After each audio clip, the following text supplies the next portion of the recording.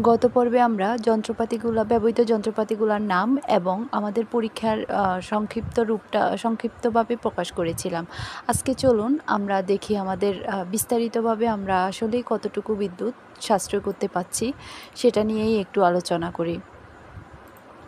আমরা প্রথম পর্বে আমরা যে নর্মাল ইনপুট আউটপুট পেয়েছি, ইনপুট হচ্ছে আমাদের 364 ওয়াট আর আউটপুট হচ্ছে 103 ওয়াট। প্রতি 1 ওয়াট আউটপুট পেতে খরচ হয় আমাদের 364/103 সমান 3.53 ওয়াট।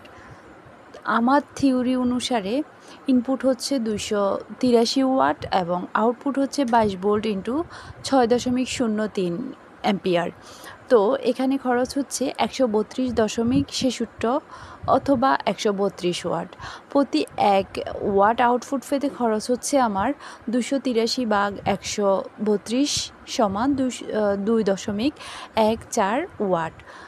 দুই সিস্টেমে যদি তুলনা করি তাহলে নর্মাল ব্যবস্থায় প্রতি ওয়াট আউটপুটে খরচ হচ্ছে 3.53 ওয়াট। আমার থিওরি অনুযায়ী খরচ হচ্ছে 2.14 ওয়াট। তাহলে সাশ্রয় করতে পাচ্ছি আমি 1.39 ওয়াট প্রতি আউটপুট ওয়েটে। সাশ্রয়ের হার হচ্ছে 1.39 ভাগ 3.53 ইন্টু 100 সমান 39.3, যা প্রায় আমার থিওরি অনুযায়ী প্রায় 40%-এরও বেশি এফিসিয়েন্সি বা বিদ্যুৎ সাশ্রয় হচ্ছে। তো এটি খুবই শক্তিশালী উন্নয়ন যদি এই বাস্তবে ফলাফল প্রকাশ করা যায়। আশা করছি আপনারা সবাই সাথে থাকবেন আমার পরবর্তী ভিডিওর জন্য।